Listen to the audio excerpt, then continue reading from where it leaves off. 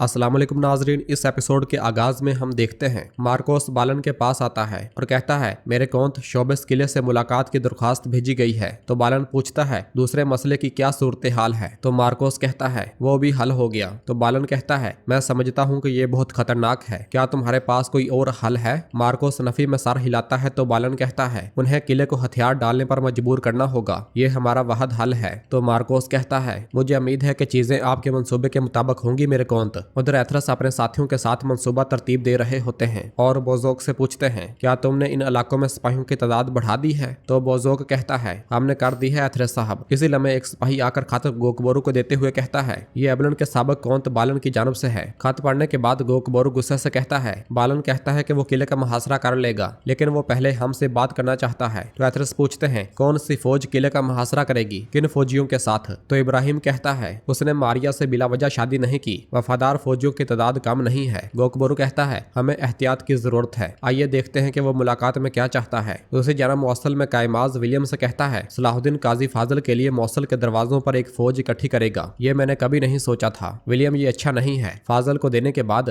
मैंने अपनी जीती हुई चाल खो दी है। तो विलियम कहता है वो फौज काजी फाजल के लिए नहीं लाई गई थी, ये बात हम बहुत अच्छी तरह जानते हैं। दार हकीकत सलाहुद्दीन ने हमें एक ऐसा मौका दिया जो हमें आसानी से नहीं मिल सकता था। तो कायमाज पूछता है वो मौका क्या है? तो विलियम कहता है लोगों में ये बात फैलाई जाएगी कि अय्यूबी अपने आप को बाकी मुसलमानों से बेहतर समझते हैं। हम उन्हें बताएंगे कि सलाहुद्दीन का काजी फाजल को लेना महज एक इम्तिहान है और अगर तुम उसकी मुखालफत नहीं करोगे तो अंजाम ये होगा कि मुअस्सल और हलब सलाहुद्दीन के कब्जे में आ जाएंगे। तो इसलिए सबसे पहले आपको हलब के अमीरों को पैगाम भेजने की जरूरत है, खास करके अमीर तोमन। उसे सुल्तान नूरुद्दीन जंगी के बेटे शहजादा इस्माइल के साथ मौसल आना चाहिए। तो कायमाज कहता है वो अगर आएगा तो अपनी फौज के साथ आएगा। तो विलियम कहता है अगर जरूरत हो तो हथियारों के साथ इनका मुकाबला करें, हमारे पास कोई दूसरा रास्ता नहीं है।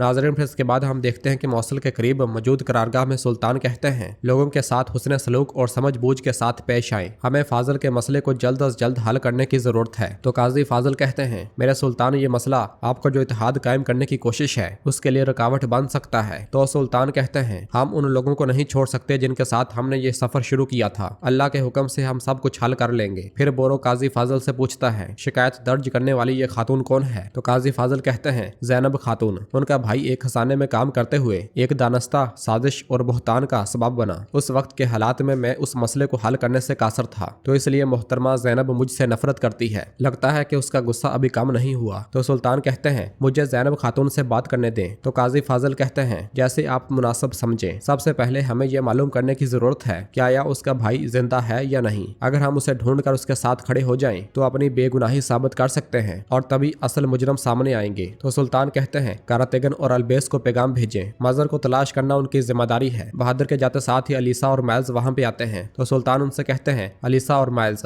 तुम दोनों को बाजार और गलियों में जो कुछ हो रहा है उस पर नजर रखनी होगी, सब होशियार और चौकस रहें। कायमाज हम पर हमला करने की तैयारी कर रहा है, हमें इख्तलाफ की गुंजाइश दिए बगैर लोगों को अपनी तरफ लाना चाहिए, वरना मुझे कुछ ऐसा करना पड़ेगा जो मैं कभी नहीं करना चाहता। उधर मौसल के महल में कायमाज विलियम के सामने एक शख्स से कहता है मेरी बात गौर से सुनो। गोया के सलाहुद्दीन को सिर्फ अपने ही पैरोकारों का ख्याल है। मिस्र और शाम के बाद वो मौसल और हलब की दौलत का ख्वाहिशमंद है। क्या तुम समझ गए? जो भी करना पड़े लोगों को उसके खिलाफ करो और उसके बाद मुझसे मिलो। यह सुनते साथ ही वो शख्स चला जाता है और फिर विलियम कहता है हमें जैनब के भाई को तलाश करना होगा इससे पहले कि वो उसे तलाश कर ले। तो कायमाज कहता है हो सकता है कि वो पहले ही मर चुका हो। तो विलियम कहता है मैं हकायक पर काम करता हूँ, इम्कानात पे नहीं। तो कायमाज कहता है दर हकीकत मुझे पहले ही उसे नहीं जाने देना चाहिए था। ये कहते साथ ही वो उस लम्हात को याद करता है जब दस्तावेजात को देखते हुए मजर ने कायमाज से कहा था चीजें बिल्कुल वाज़ेह हैं, अब तुम मुझे बताओ कि मैं क्या करूं। तो कायमाज ने कहा था तुम खामोश रहोगे। तो मजर ने गुस्से से कहा था ये तुम क्या कह रहे हो, जब खजाने का खसारा वाज़ेह है तो मैं कैसे राय दूंगा। तो कायमाज ने कहा था तुम्हारे पास और कोई चारा नहीं है, अगर तुमने कुछ कहा तो तुम और तुम्हारी बहन जैनब दोनों मर जाएंगे। तो मजर ने कहा था ये ना समझो कि जुर्म एहतसाब के बगैर रहता है, एक दिन आएगा कि जो तुम कर रहे हो उसका हिसाब दोगे। इस ख्याल के बाद कायमाज परेशान हो जाता है। तो विलियम उससे कहता है क्या तुमने उसे भेज दिया? तो कायमाज कहता है मामला बहुत ज्यादा पेचीदा था, यही होना था ताकि मामला मजीद खराब ना हो जाए। अब मैंने उसे तलाश करने के लिए किसी को रखा है। और फिर खड़े होकर कहता है देखो विलियम, अगर अभी तक वो जिंदा है तो सलाहुद्दीन उसे हमसे पहले ढूंढ लेगा, हमारे सारे मंसूबे खाक में मिल जाएंगे। तो विलियम उससे कहता है तुम लोगों को सलाहुद्दीन के खिलाफ उकसाने पर दिलचस्पी रखो, मजर का केस मैं खुद देख लूंगा। ये कहते साथ ही विलियम चला जाता है।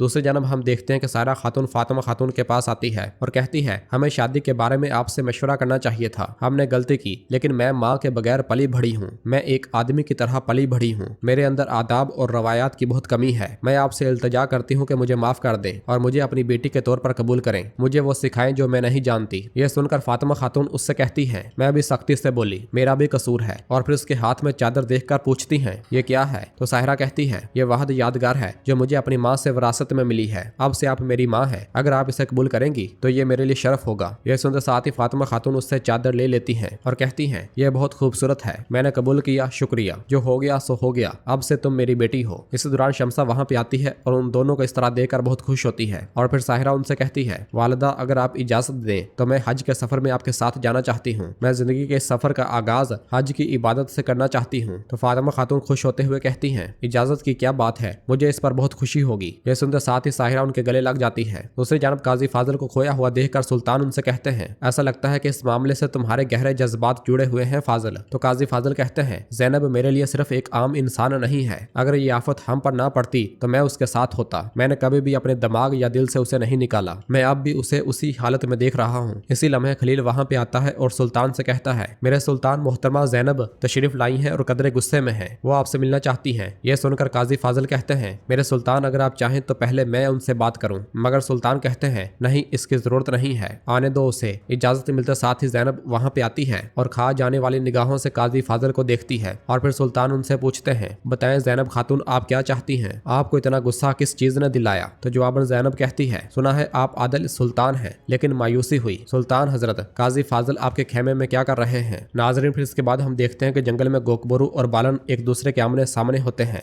गोकबरू कहता है, जबकि आप अपने हाथों में मौजूद किलों की हिफाजत नहीं कर सके तो आपका शोबे किला हमसे लेने का इरादा क्यों है? इसी लम्हे एक सिपाही एक खत लाकर बालन को देता है, जिसे पढ़ने के बाद बालन वो खत गोकबरू को दिखाता है। खत पढ़ते साथ ही गोकबरू के चेहरे का रंग उड़ जाता है और वो गुस्से से कहता है, हज के रास्ते में मुसलमानों को तजारती काफिला लूट लिया गया है। यह सुनकर सबको बहुत ज्यादा गुस्सा आता है। और फिर बालन कहता है, जब तक किला हथियार नहीं डालेगा तो ये मत भूलना कि मैं इस रास्ते को मुसलमानों के लिए जहन्नम बना दूंगा। हज का मौसम आने वाला है, अच्छी तरह सोच लो। यह सुनते साथ ही अथेस को बहुत ज्यादा गुस्सा आता है और वो बालन की जानब बढ़ने लगते हैं, मगर गोकबरू उन्हें रोक देता है और बालन वहां से पलट कर लौट जाता है। और फिर इधर सुल्तान ज़ैनब से कहते हैं, चीजें ऐसी नहीं है जैसी आपको नजर आ रही हैं। हर चीज की एक वजाहत होती है, लेकिन सबकी आंखों के सामने मुल्जम की जेल से रिहा होने की कोई वजाहत नहीं है। और फिर सुल्तान ज़ैनब के साथ एक जानब होकर बैठ जाते हैं और कहते हैं, किसी मौका पर मुझ पर भी बहतान लगाया गया था। मैं बखूबी जानता हूँ कि एक घिनौना इल्जाम एक शख्स को किस कदर तकलीफ देता है। मुझे आपके भाई का दुख है। ये मेरा फर्ज है कि जिसने भी ये किया उसे सबके सामने लाऊं। तो ज़ैनब कहती है, आपने अदालती हुक्म की खिलाफ वर्जी की। तो सुल्तान कहते हैं, ये बिलावजह नहीं था। आप फाजिल को एक मुश्तबा शख्स के तौर पर देखती हैं, लेकिन वो भी इस मामले में मुतासरीन में से एक है। तो ज़ैनब कहती है, जब हिसाब किताब खोला जाएगा तो सब कुछ वाज़ेह हो जाएगा। तो सुल्तान कहते हैं, बिल्कुल, अगर ये साबित हो गया कि इस मामले में काजी फाजिल का हाथ था तो मैं खुद इसे सजा दूंगा। तो ज़ैनब पूछती है, मैं इस बात का यकीन कैसे करूं? तो सुल्तान कहते हैं, अगर मेरी नीयत कुछ और होती तो मैं काजी फाजिल को लेकर चला जाता, लेकिन मैं इस मामले की तह तक पहुंचना चाहता हूं। मैं अदालत के फैसले से नहीं भाग रहा। अमीर कायमाज आपके भाई के केस को इस्तेमाल करते हुए हमारे इत्तेहाद करने की कोशिश को नाकाम बनाना चाहता है। मैं आपको मशवरा देता हूं कि आप इस केस में मोहतात रहें और ये ना भूलें कि ना मैं और ना ही काजी फाजिल आपसे दुश्मनी रखते हैं। तो ज़ैनब कहती है, मैं किसी से बुग़्ज़ नहीं रखती, मैं सिर्फ अपने भाई के लिए इंसाफ चाहती हूँ। तो सुल्तान कहते हैं, जल्द या बदेर इंसाफ होगा, यकीन रखें। यह सुनते साथ ही ज़ैनब इजाजत लेकर चली जाती है। और फिर काजी फाजिल सुल्तान के पास आते हैं। तो सुल्तान कहते हैं, तुम्हारे लिए उसका गुस्सा और नाराजगी उसकी हद से ज्यादा मोहब्बत की वजह से है। टूटे हुए दिलों को तामीर करने के लिए कोशिश की जरूरत है काजी फाजिल। यह सुनते साथ ही काजी फाजिल चले जाते हैं। दूसरी जानब मौसल में कायमाज अमीरों से कहता है, तो जैसा कि आप सब जानते हैं कि सुल्तान सलाहुद्दीन ने हमारे काजी के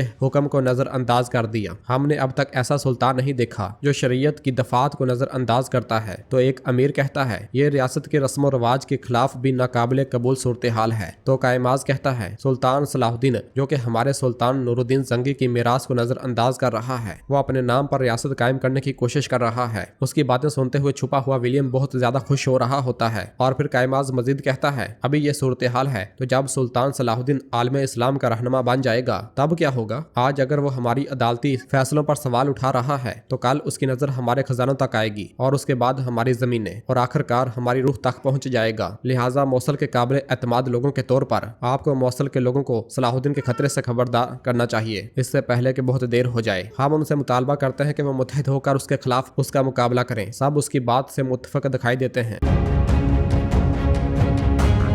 और नाज़रीन इसी जगह पर एपिसोड खत्म करते हैं। मिलते हैं बहुत जल्द अगली एपिसोड के साथ। वीडियो को लाइक कर दें और जिन दोस्तों ने अभी तक चैनल सब्सक्राइब नहीं किया वो जल्दी से चैनल सब्सक्राइब कर दें और बेल आइकन यानी घंटी वाले निशान को भी प्रेस कर दें ताकि आने वाले एपिसोड आपको आसानी मिल सकें। दुआओं में याद रखें। अल्लाह हाफिज़।